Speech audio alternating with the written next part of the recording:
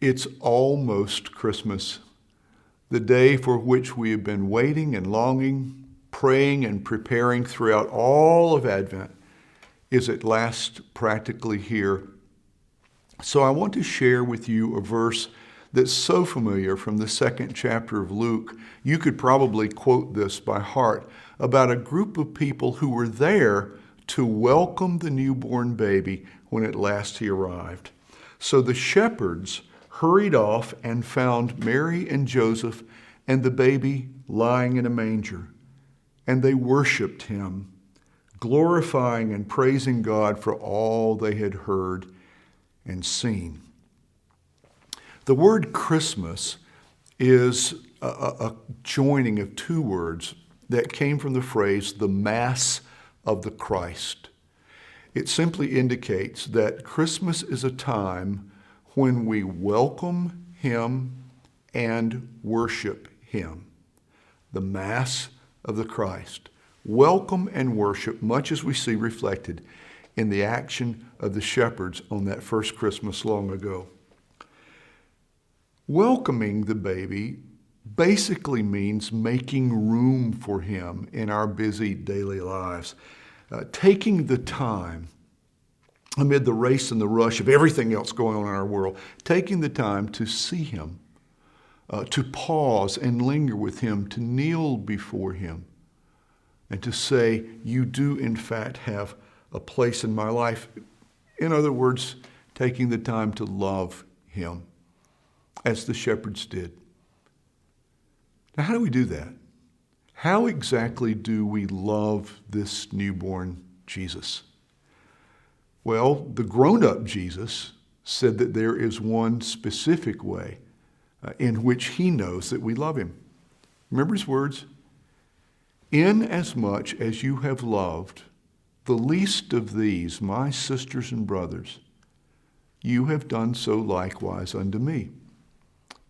In other words, to love him, we love people, which was basically the last thing he said to his disciples in the upper room. This is my command, that you love one another.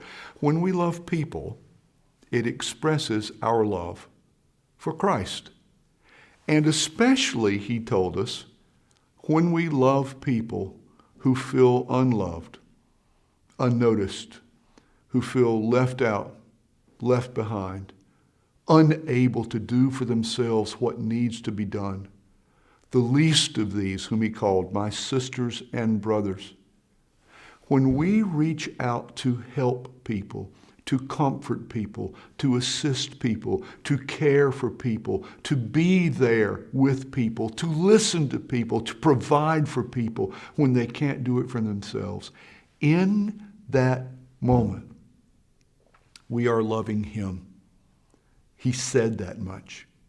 Remember the old poem, Conrad, the Cobblers Dream?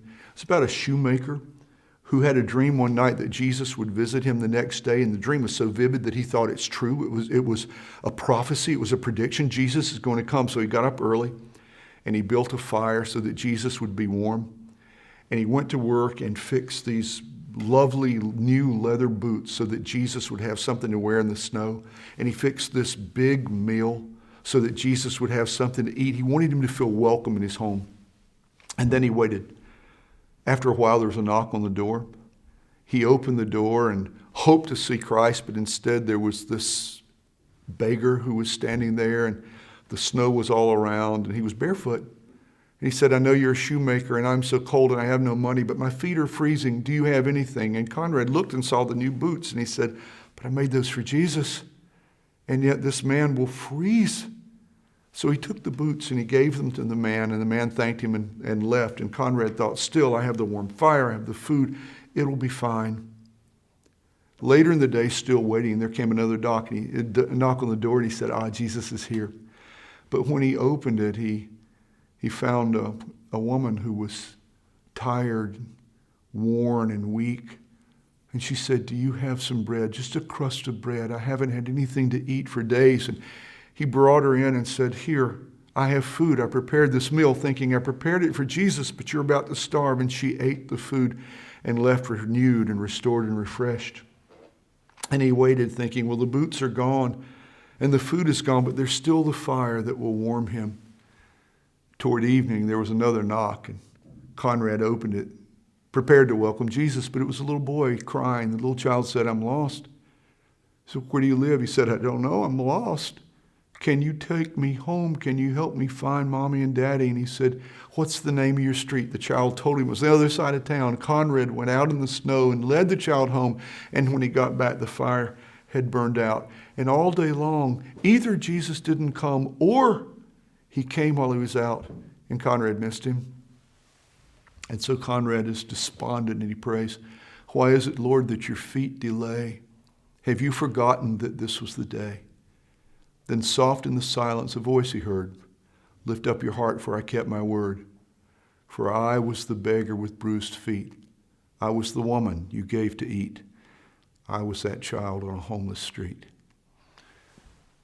Whenever we love those who need what we have and they cannot provide for themselves, the least of these, the left out, the lost, the left behind, we welcome Jesus.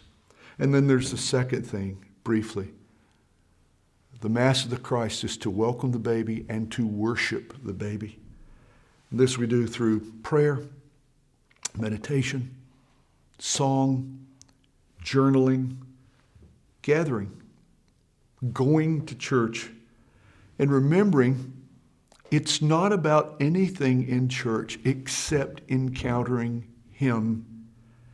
It's not about whether or not you like the preacher or enjoy that style of music or agree with what color somebody chose to paint the parlor or how the board voted to do one thing when you advocated for another. All of those are distractions. Worshiping means going to church and saying, I will find the one who has come. What does it say about the shepherds? They found the baby lying in a manger, and they glorified God for all they had heard and seen. When we go to church for the right reason, which is to encounter the newborn Messiah and to worship Him, we will experience the right result, which means things like joy and peace and life abundant. May those be your gifts this season and every season. Paige joins me in wishing you a very Merry Christmas.